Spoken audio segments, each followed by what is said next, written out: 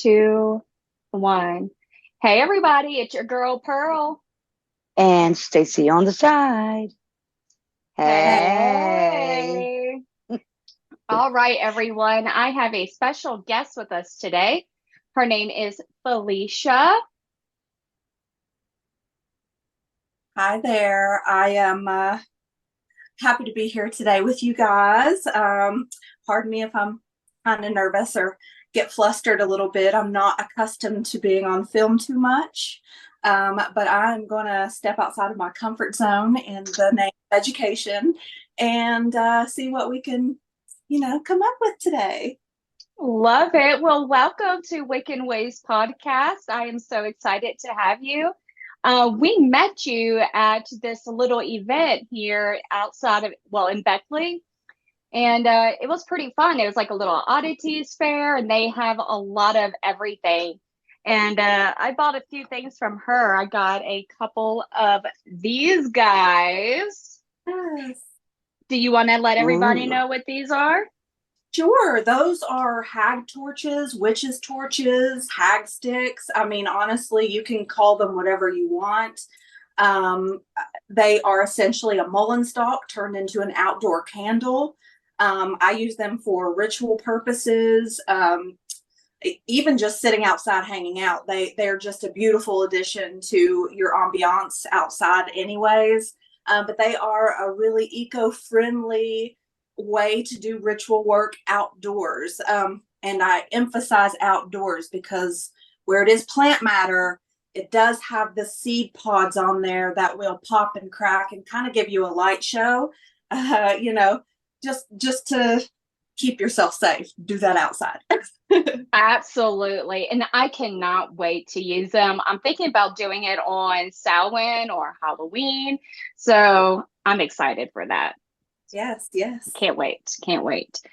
So today, we're going to be talking about bones, its uses, its art, its magic, its crafts, its everything.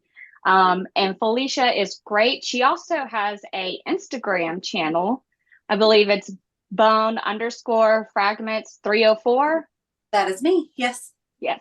Whoop whoop. So I'm going to tag her in this description. So make sure you find that page, give her a follow.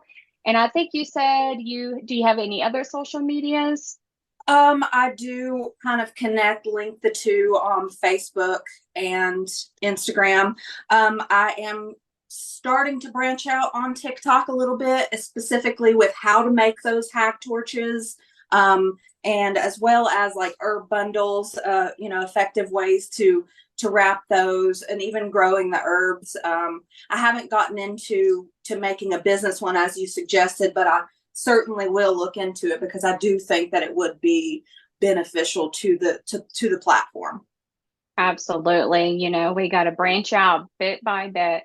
And Mm-hmm. even YouTube, I'm starting to, open that door because my sister Stacy, she doesn't do TikTok. So I was Uh-huh. like, okay, well, I was like, I'll do YouTube since you don't do the TikTok, and I try my best to, post the same videos everywhere for everybody. It's a good idea to, cross paths on that social media stuff. Certainly, certainly. Yes. I do have a question for you guys. Ladies, have you witches ever used bones in your craft before, or are you new to it as well? I'm sort of new to it, and I've always been attracted to them. Well, that sounds weird, but I've always been drawn to them. And I actually went in my yard because when we moved here, we noticed we had a lot of bones in our yard from deer. We got, I think this Oh, is part of wow. a cat skull. I mean, Oh, pretty nifty, and it has like the teeth in it and everything. I nice. just absolutely adore it. And Oh, I mean, we got even some of these from the Oh, spine. I mean, I have like three more of these. I just don't know where they went. I misplaced them somewhere. You know well, you how that lost is when you bones? have visitors coming. Yes, you were coming over, and I had them on my kitchen counter in the windowsill. And I Oh, was like, good well, Lord. I need to remove that. Yes, my kids would they would be full of questions. Yeah. So I noticed that you have this beautiful piece in front of you. Could you tell me about that? This is a coyote skull, and Oh, I have it adorned with two different types of lichen, which is a mossy kind of growth that usually you'll find on forest floors, sides of trees, rock. It grows everywhere. It also has seven sisters roses in here. I've got my snake is also an employee of Bone Fragments, if you will. So wow. from my pet, which was a rescue from Facebook, actually. And the coyote skull was given to me. It was featured in a wedding, in fact. So I thought to do this particular piece based around sort of a love kind of energy. Even though coyotes are known for being tricksters and things of that nature, also, there's a balance between wisdom and humor that you need to approach every relationship that you have. So I thought that that was a good route in how to maintain a good, healthy love for either a significant other, for yourself, even. But I did base this on sort of a love magic with the coyote spirit. I made the base. I vultured, if you will, the dome from thrift. I find those old vintage kind of clocks that are plastic and repurpose the glass domes on those. I tend to do almost a no purchase thing with my craft, where I don't buy anything. It's usually found objects given to me in some fashion. Most of the time my bones are found, though, from just my personal endeavors of hiking and things like that, or even when I'm doing ritual work and things like that outdoors. I mean, I stumble upon it readily, almost. I mean, every time I go out, just about. Wow. But the coyote spirit here with us today, and I've got a couple of others as well, if you guys later on want to see those too. Yeah, go ahead and bring them Okay. out. Yeah, sure. Well, I did wrap these today. I'll go ahead and show you guys these, but some quick little bundles. I grow my own herbs as well. My garden has been thriving for several years. I've been working with bones on and on, mostly on, for about 6 years now. But a lot of this stuff is just straight gifts from nature, and I'm just passing along the wisdom of her.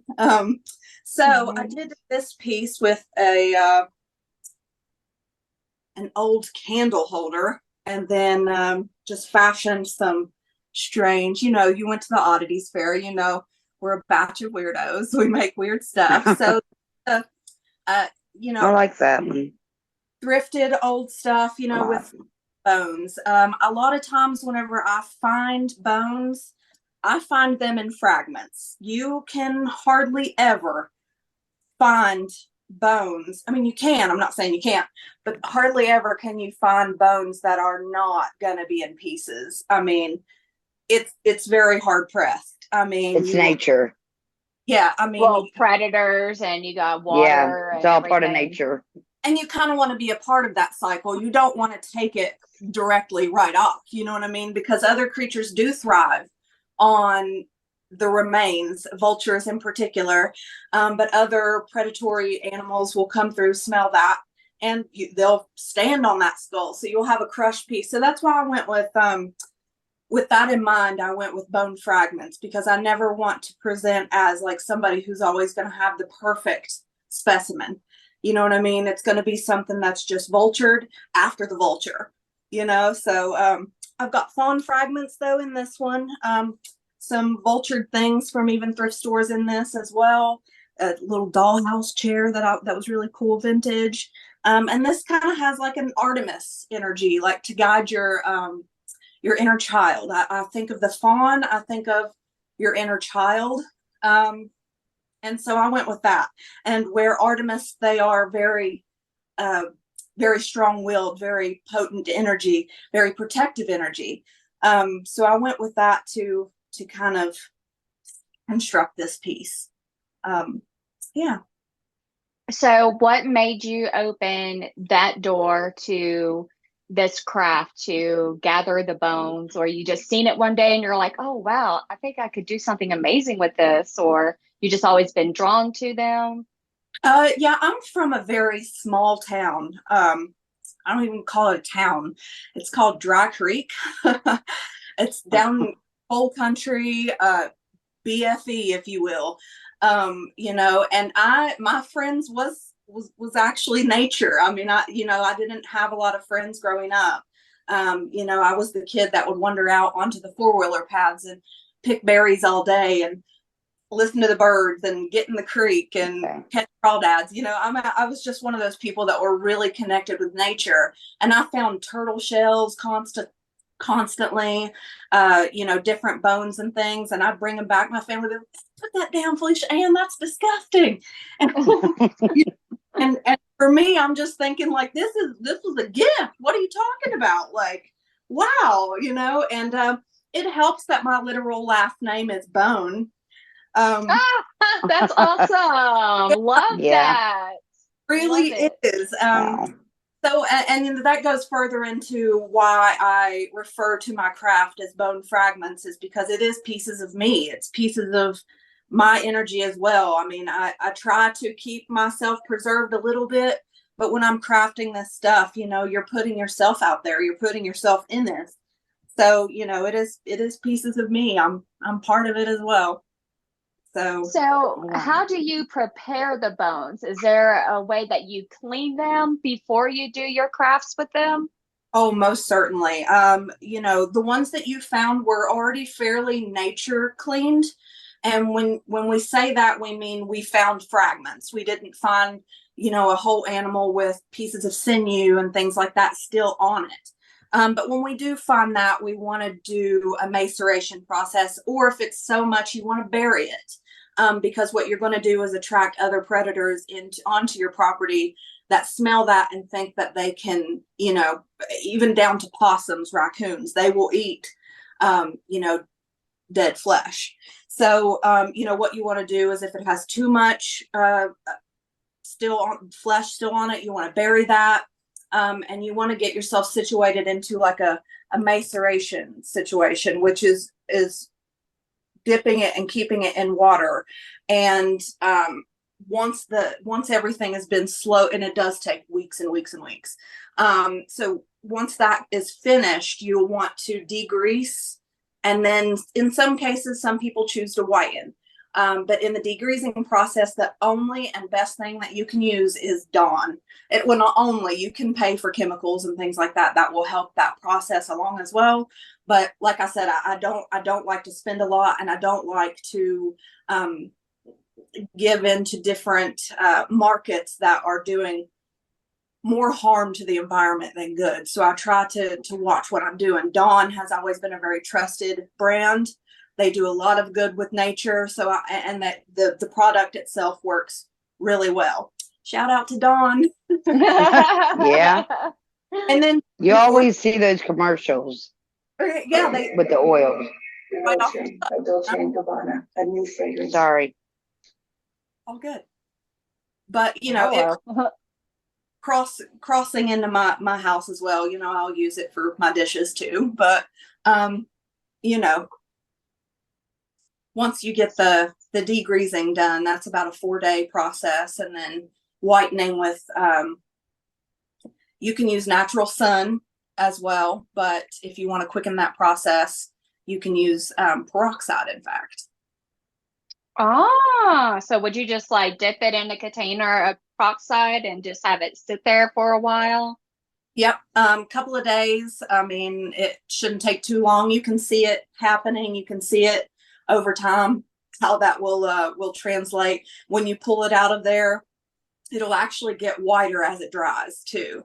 But the sun is a really great, if you don't want to purchase anything as well, or you just want to try that out, try both processes. They're both equally as effective. It just takes a little longer with the sun. But you want to put that in direct sun for be your own, at your own discretion with that. Right. Now, would you tell people to like avoid boiling water? Would that soften the bone and cause any harm to it? I have personally not tried that process, just on principle of smell. There is Oh, smell Good that is point. from that process that is just, and I mean, I'm already working with dead stuff, and there's always going to be a smell there. However, when you put that in hot water, and if it's going to be in your house, I mean, do it on a fire if you want to, but honestly, I just it is not for just me. avoid it. Yeah. Yeah, I'm glad Wow. I asked. Yes. Yeah, yeah.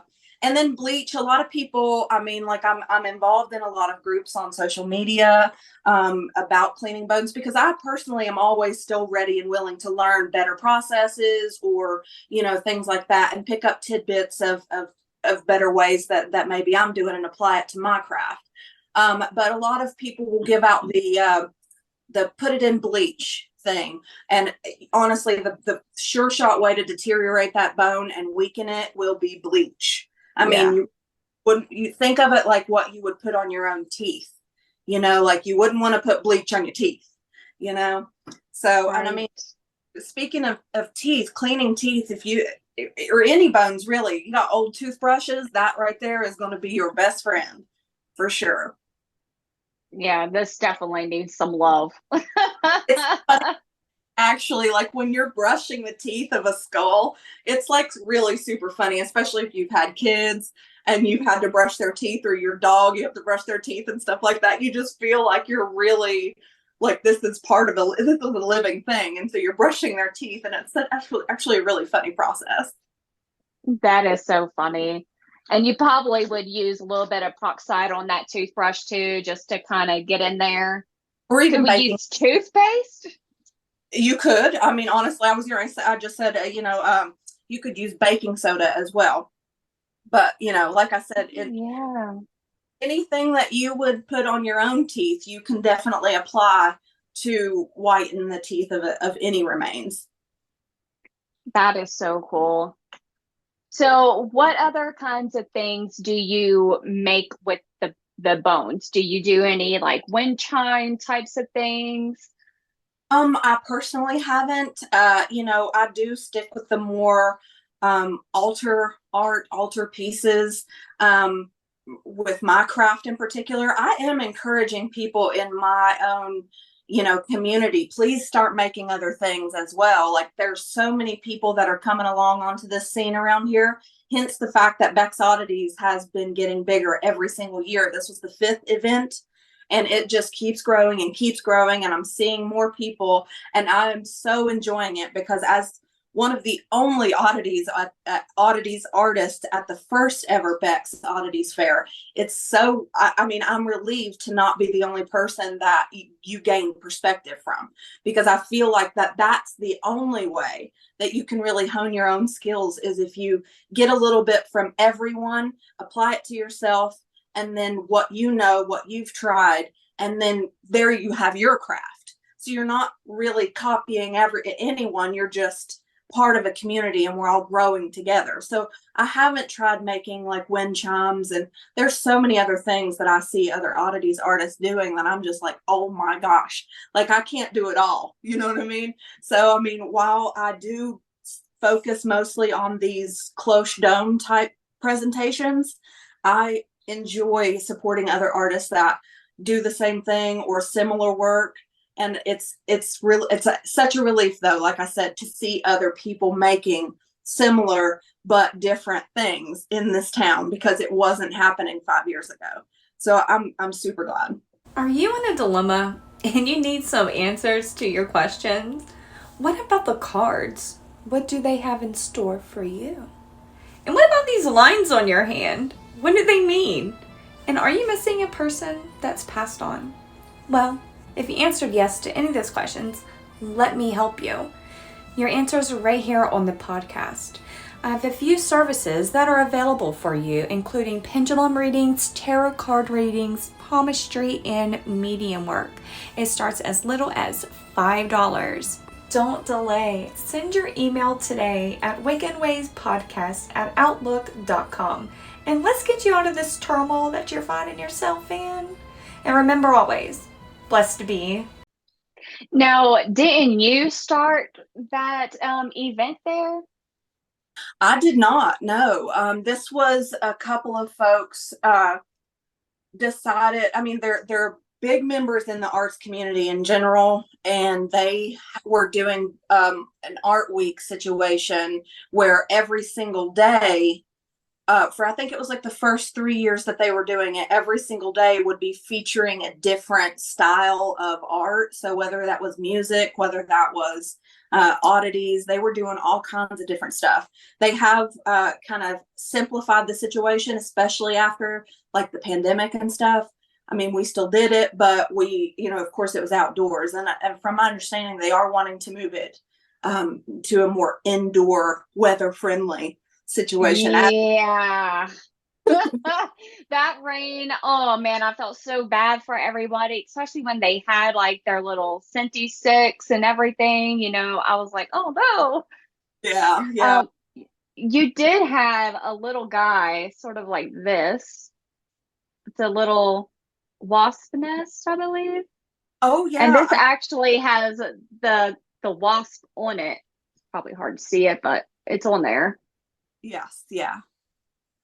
I work a But lot with wasp nests. I mean, those in particular to me signify community. I mean, when you think about working together as a community like bees do at a bee's nest, so you've got the home for the community. I do think about the craft in a very sort of almost logical way. As a Virgo, I know it's, I have to bring in that reality there to some degree with it. But yeah, when I use a lot of different types of nature. So if I see a broken snail shell where it's broken on the backside, I'm definitely going to take that and incorporate it into my craft. However, if that snail shell is completely intact, I'm going to let it sit there and wait for the next snail to come along and inhabit that snail shell. So I try to have that symbiosis with nature. I think that that's one of the biggest things about my platform is like, don't take from her unless you're willing to also give. I don't go out into the woods without a trash bag because I'm going to pick up trash.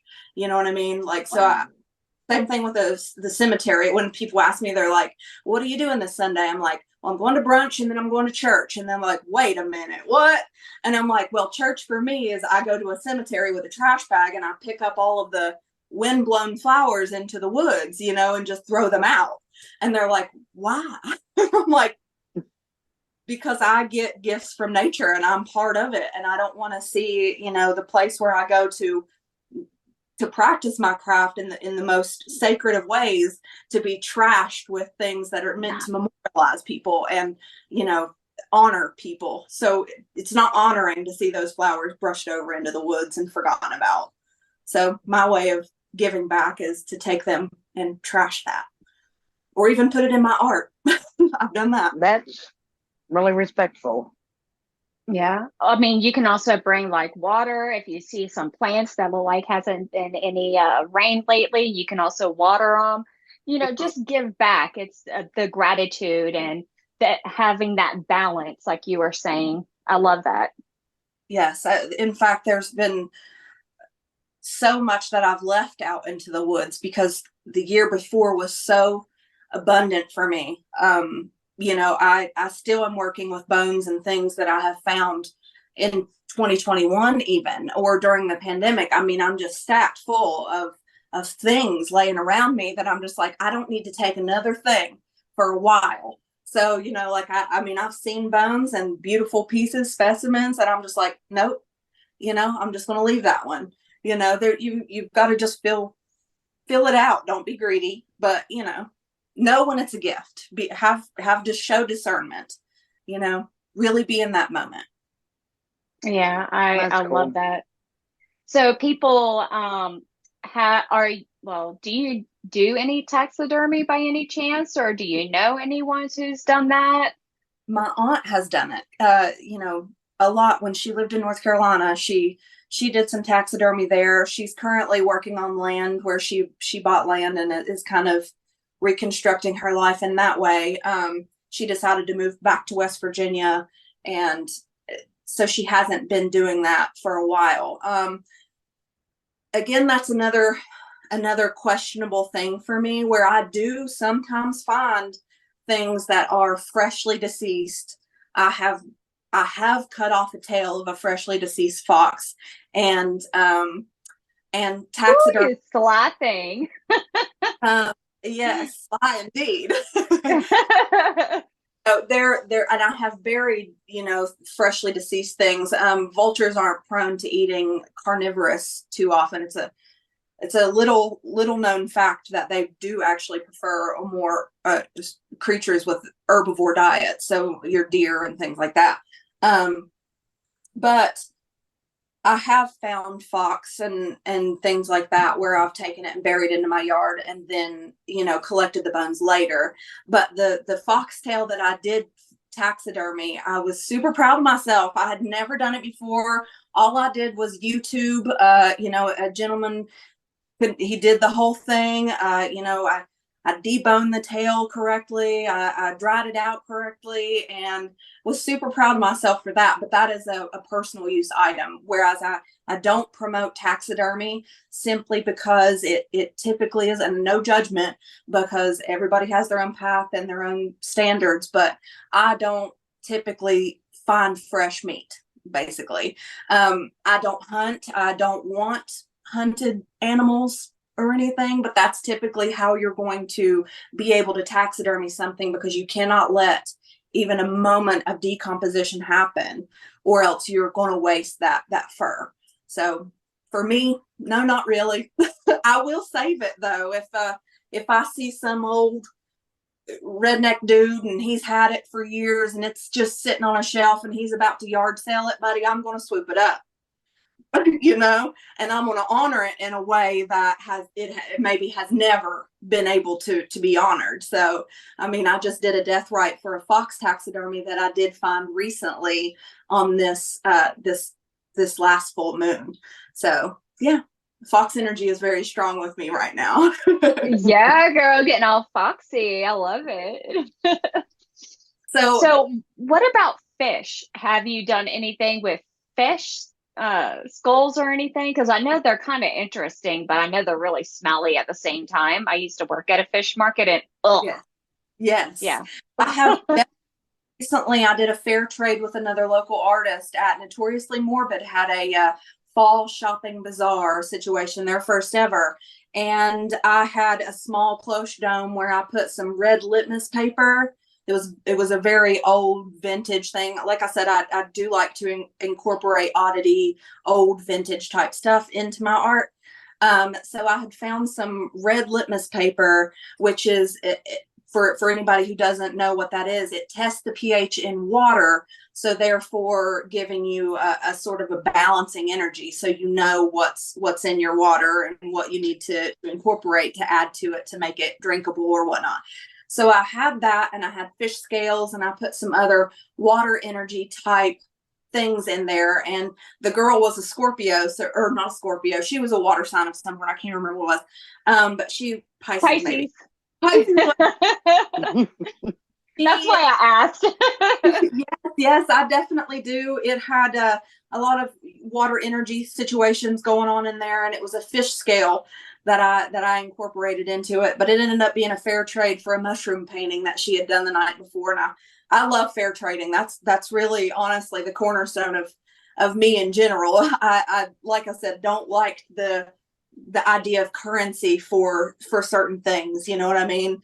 Like, if I can find a group of people that just want a fair trade with the necessities in life, that would be amazing. Well, I have chickens if you ever need a chicken. Yeah, Because I remember you mentioned that you traded before. I think like a pig's heart and a chicken heart, if I'm got that right. that was correct. Yes. Yes. Yeah.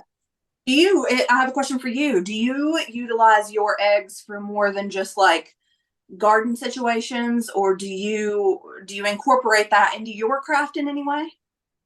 I have in the past, like during Ostara, I took in eggs. I did some egg magic where you read the yolks. I, cut the little hole in there and I drained it and I decorated it and just had it sitting on the altar. Mhm. Um, like how you're saying, I can even like crush it up and give it to my chickens to help with their digestive system, and in the garden as well. My garden just sucked this year. It was a bad year. I had a miscarriage, so everything just went right out the window that year, earlier this year. So next year will be better. I say that every year, but no, I mean, my gardening was also kind of a bunk situation. That as soon as my green beans came up and I was about to harvest, honey, the deer, couple of bucks cleared me out, and I was just like, well, I guess you're welcome. You're welcome. You know? Yeah, they got a hold of my zucchini in the past, which is why I think I really hadn't done. We just moved to this house a year ago, which is why I don't think I really did a big garden, because I do want to incorporate a bigger, taller fence to protect my crops, definitely. Even though they can jump, but still it detours them a little bit. They say urine, to collect your own urine and put it. Yeah, have your man, I'll have him just go out there and do a little circle. And it's also like supposed to be fertilizer too. So you just got to sprinkle a little bit of here and there, not one spot. You don't want to overdo it. That's what they say. They say that urine will keep the deer away, that it deters them. And, you know, my It's grandma, the human scent. it's the scent. Yeah. My grandma always swore about those aluminum pie pans. She would tie two of them together. The wind would just knock them around, and she said that worked for her. So Yeah, I had people who told me that they put grocery bags out there. I guess that the noise of it helps keep them away too. I was like, oh, I That was makes wondering sense. why people were tying them to their posts and stuff. I was like, makes sense now that I think about it. right. I was like, well, maybe that's like one of those water bags to keep the bugs away. Because I know those little Japanese beetles, oh, they get on my nerves. I got They some blackberry bushes and they just love it. I'm like, God, stop it. they always get my roses every single at the end of summer. I swear they just swarm in, eat them up in one day, and I'm just like, you didn't even leave me my last harvest. But again, I think that's that symbiosis with nature. Neem oil doesn't even work. Like there's no matter what you do. But they do say that another thing that you can use is the Dawn dishwashing liquid. You make a soapy water mixture and go out there and do that with it. And apparently that helps with the Japanese beetles on your roses. Oh, so you just like kind of spray it on your roses and stuff? And then you know, I guess you got to work it around a little bit and all that jazz. But I've never tried the process. I you know, personally, but I do hear that it works. Oh. Now you sell some of these pieces, don't you? Oh yes, I definitely do. And I still haven't gotten to the point to where I ship though, just because they are such fragile pieces and things like that. And I know that there's great packing material out there, but this goes into my personal beliefs of less waste. You know, so I reuse, recycle, repurpose. Vulture culture is very heavy in my house. I was asking you about your eggshells is because I typically don't use salt in my craft. I will use my initial grounding element, my earth element will be ground up eggshells. Also, when you put those outside, if you're doing outside, like outdoor ritual work, you're not going to mess with the pH in your soil with salt. You're going to be using eggshells, which is actually going to be good for your soil around in your, you know, outside in your garden, or if you do it in nature.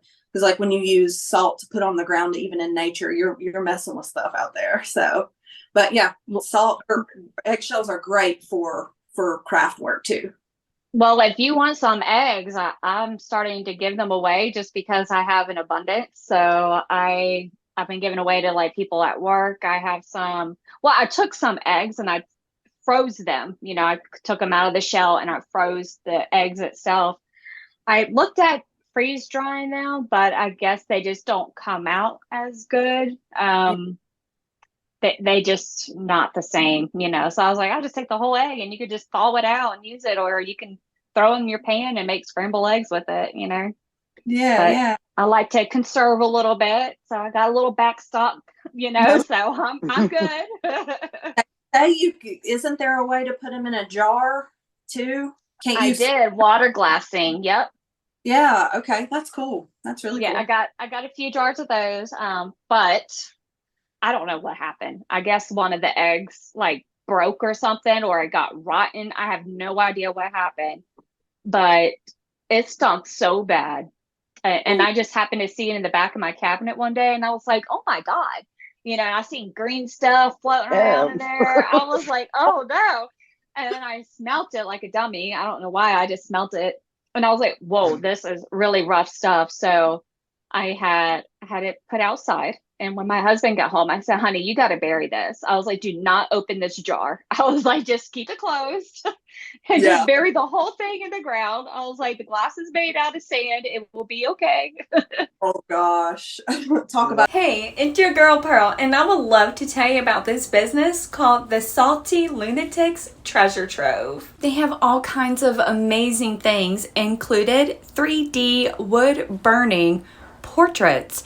You can have one done of your animal. Yes, couples, this is for you too. Will make an excellent anniversary gift. How about your child's drawing? You can surprise them and get it wood burned to last forever. How about beautiful mandalas?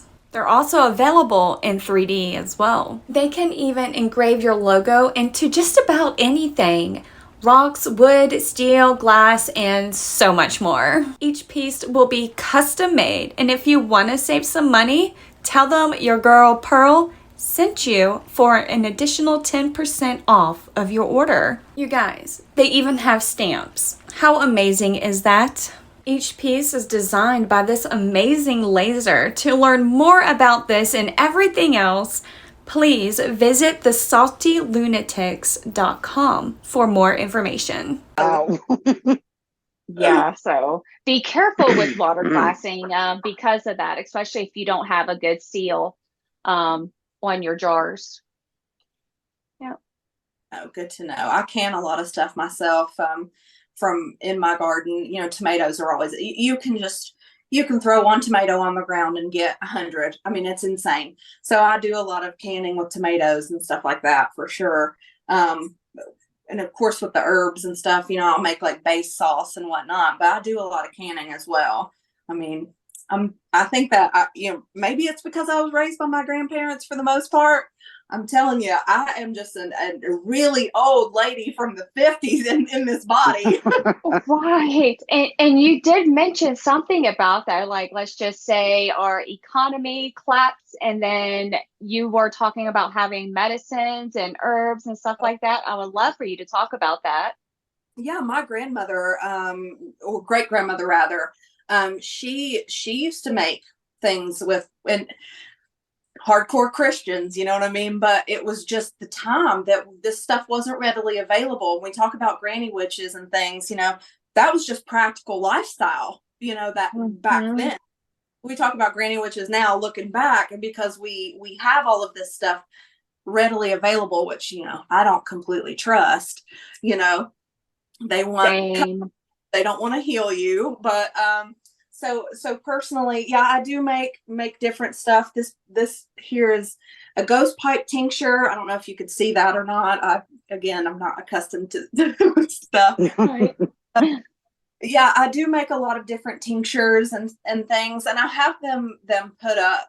I'm not much of a medicine girl. I think that your medicine comes from your food, what you put in your body. You're either gonna, when you're older, you're gonna either be eating food or you're gonna be eating medicine at some point. So I try now to have food as my medicine. So I try to watch what I eat and not take in too much in terms of the chemicals that are in our food nowadays. Hmm. Have this stuff ready, for myself. And then also in the craft tinctures and stuff like that. So I don't like to drink mugwort too much because I do know that it's hard on your body.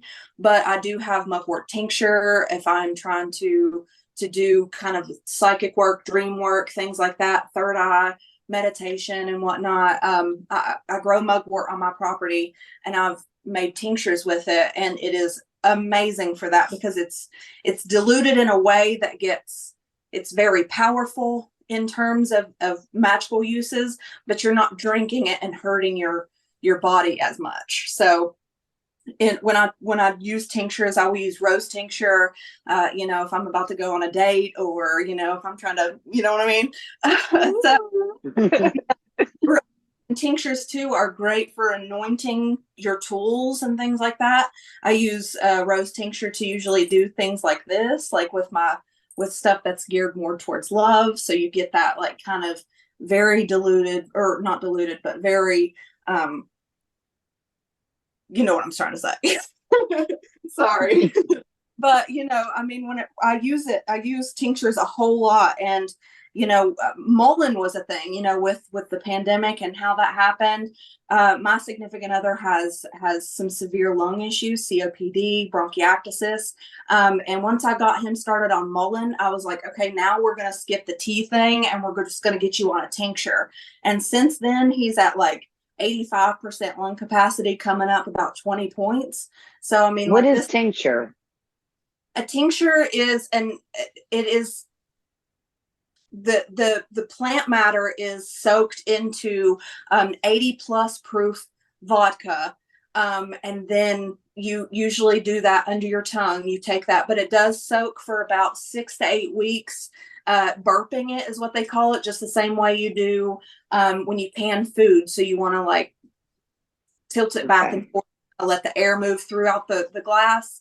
But once you get that done, you get the plant matter out of there, you have a diluted, just basically vodka with the plant matter, and then you can use that as medicine.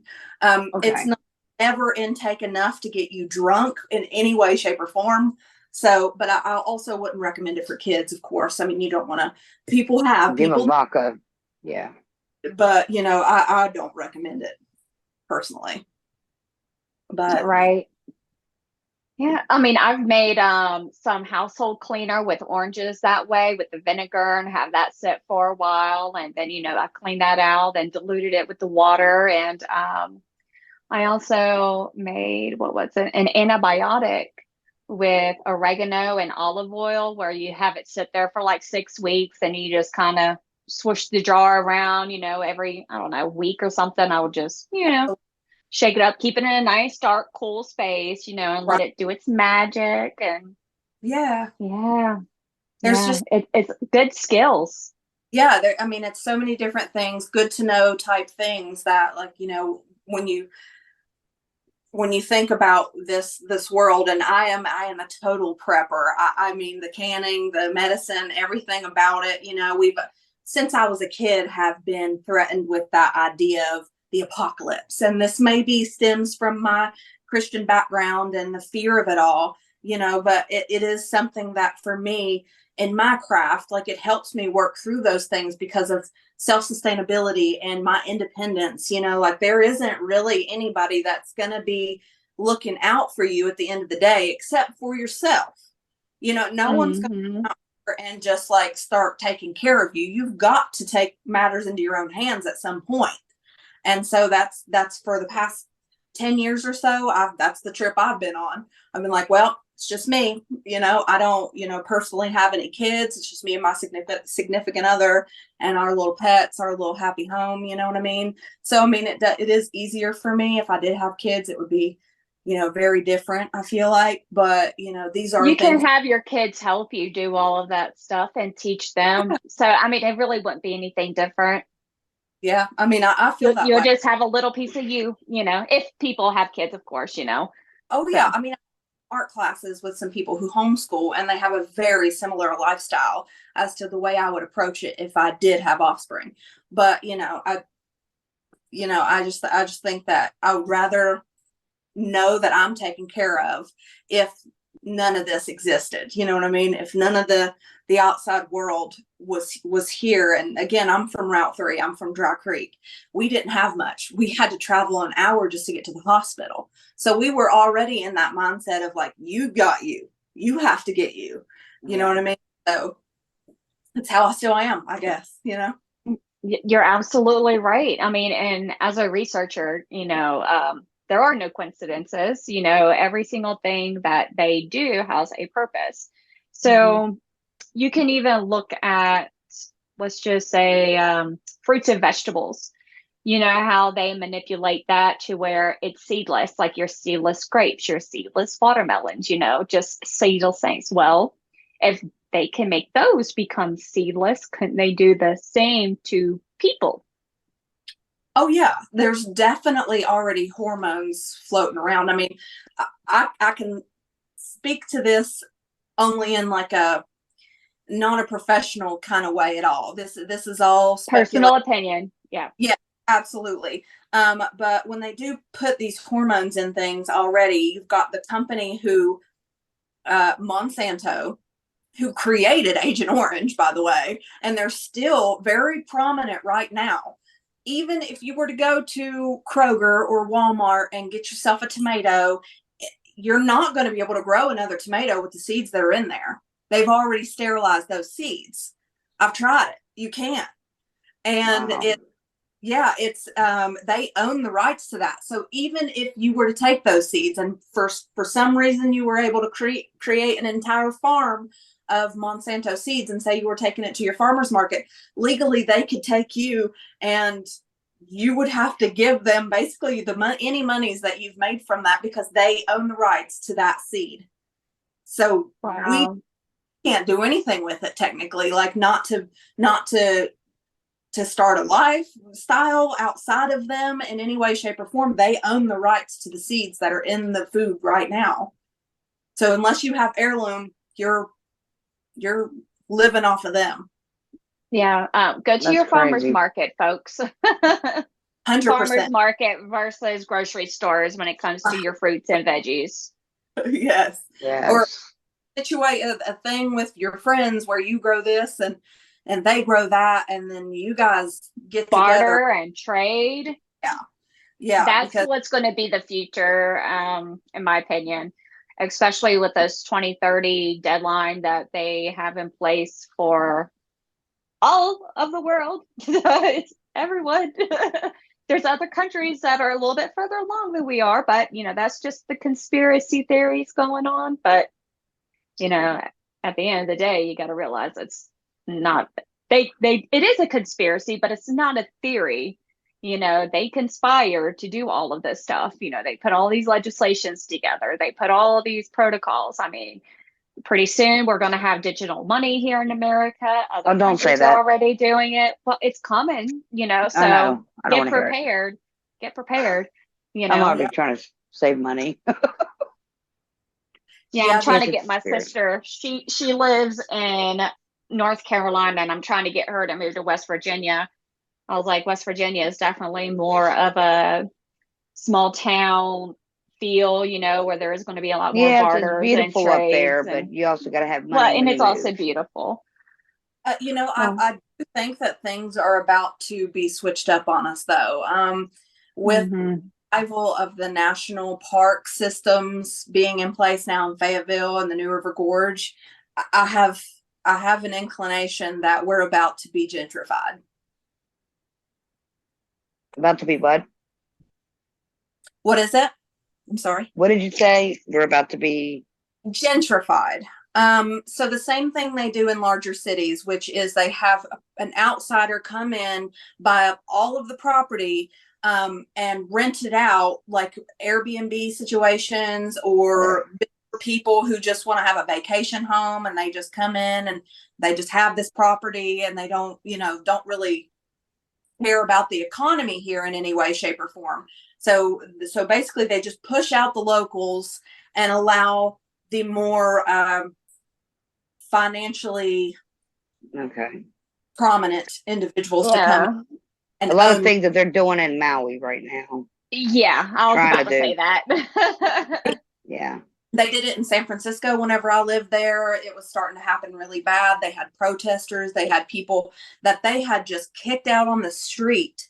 They bought them out. The landlords bought, they had already had a landlord renting from them. Okay, fine. They were all local. The landlord literally lived up top and then they lived in the basement area. Okay. So then the landlord would sell out to the bigger people, bigger realtor companies, and then those people would be on the street. So they ended up homeless within 30 days, having a regular job, being able to support themselves, all of this, to now they're on the street within 30 days. Wow. So, and that's, I have a feeling that that's something that we're going to be facing in the coming years. And I've already heard tale about it in Fayetteville happening, especially that downtown strip. None of those. I'm talking about Fayetteville, West Virginia, right? Yeah. Correct. Yeah. Okay. So Okay. even down there in the Fayetteville area are no longer even owned by local people. They're owned by somebody that has come here just to exploit the economy about it, because it does get a big boom now that that the National Park Services have moved in. Wow. Mm. Yep. And if they can't buy you out, they will burn you out. Or they'll take it. That's that Eminent thing. domain. You will own nothing and be happy, as they say. Yeah, we're seeing Wow. this. There's a lot of greed in this world, you know what I mean? And this furthers my thing about, protecting myself, my family, and my sustainability here, and having a place to be. I mean, we do own property, my family property. My grandmother still lives down in the hollers of Route 3 and things, but accessibility is difficult in that terrain. You've got to come an entire hour of driving that's curvy roads, and you've got to have a certain type of vehicle in the wintertime or you can't live down there. Mhm. Yeah.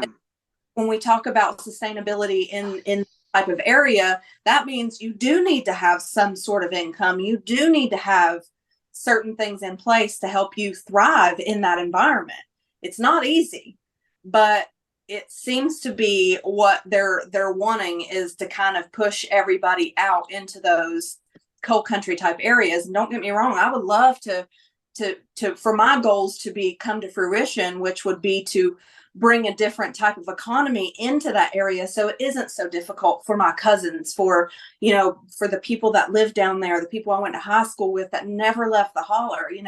If my plans come to fruition, there will be a whole new pathway for these people to navigate to be able to thrive down there without turning to drugs or turning to the coal companies that are basically worse than the people we're talking about gentrifying these areas, the realtor companies and things like that. They're worse.